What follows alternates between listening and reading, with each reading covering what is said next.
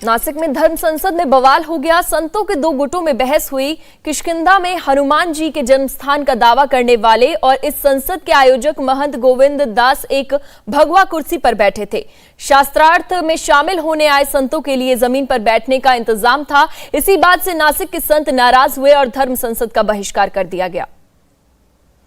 सिद्धू मूसेवाला की हत्या के बाद मीका सिंह की सुरक्षा बढ़ा दी गई है। मीका सिंह इस वक्त जोधपुर में एक रियलिटी शो की शूटिंग कर रहे हैं। दरअसल सिद्धू मूसेवाला की हत्या के बाद मीका ने कई ट्वीट किए थे। लॉरेंस बिश्नोई के फेसबुक पेज का स्क्रीनशॉट लेकर उसे शेयर किया गया था और फेसबुक पेज को बैन करने की बात कही थी।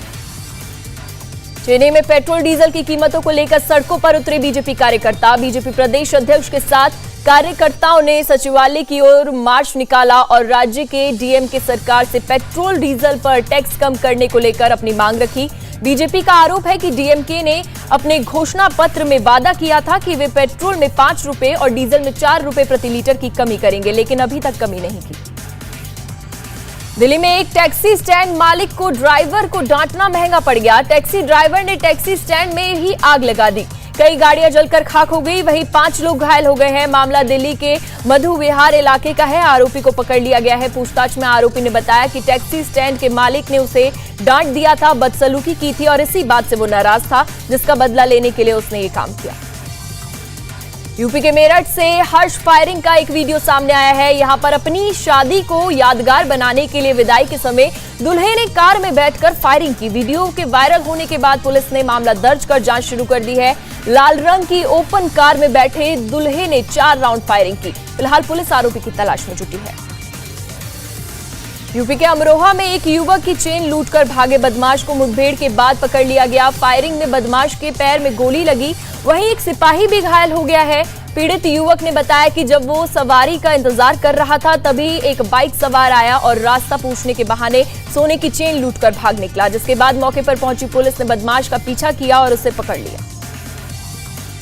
लखनऊ में फर्जीवाड़ा करने वाले एक गैंग का पर्दाफाश हुआ है, जो इंजन और चेसिस नंबर बदलकर गाड़ियों की खरीद फरोख्त कर रहे थे। ये गैंग बीमा कंपनी से दुर्घटनाग्रस्त वाहनों को खरीदता था और चोरी की गाड़ियों पर उनके इंजन और चेसिस नंबर लगा देता था। पुलिस ने गिरोह के 4 लोगों को गिरफ्तार कर लिया है, जिनके पास से 14 लग्जरी गाड़ियां भी बरामद की गई हैं। महाराष्ट्र के औरंगाबाद में एक महिला सुसाइड के लिए रेलवे ट्रैक पर खड़ी थी और पटरियों की ओर आगे बढ़ रही थी। उसका पैर पटरियों के बीच लगे लोहे की रॉड में फंसा और वो दोनों पटरियों के बीच गिर पड़ी। ट्रैक पर गिरी महिला को देखकर ट्रेन के ड्राइवर ने इमरजेंसी ब्रेक लगा दी, लेकिन ट्रेन महिला के ऊपर से गुजर गई और महिला को सिर्फ मामूली खरोंच आई।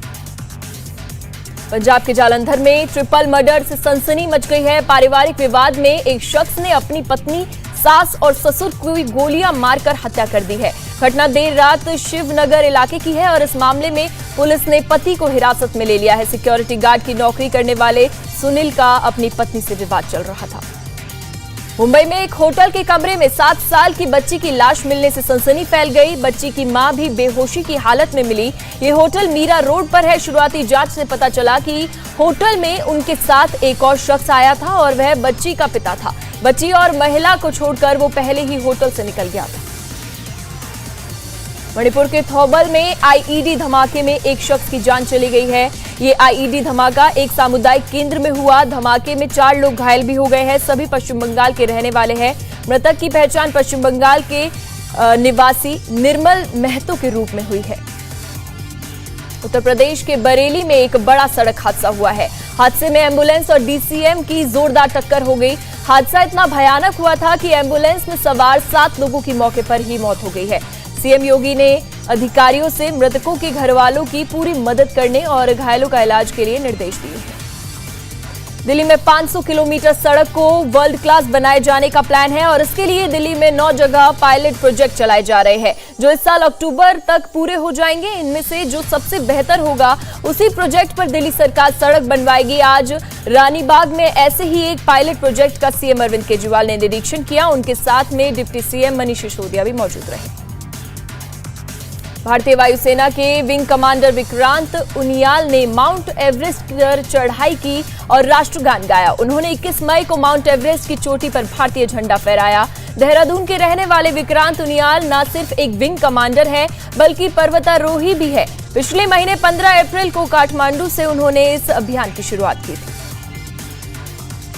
राजस्थान पुलिस के 82वें बैच का दीक्षांत समारोह आयोजित किया गया। जोधपुर के सुल्तान सिंह स्टेडियम में इसका भव्य आयोजन किया गया। कड़ी ट्रेनिंग के बाद 1250 कांस्टेबल राजस्थान के मिले हैं और इनमें करीब 450 महिला कांस्टेबल हैं। इंडिया टीवी हर वक्त हर जगह डाउनलोड करने के लिए सर्च करें India TV news Google play store या ऐप स्टोर पर।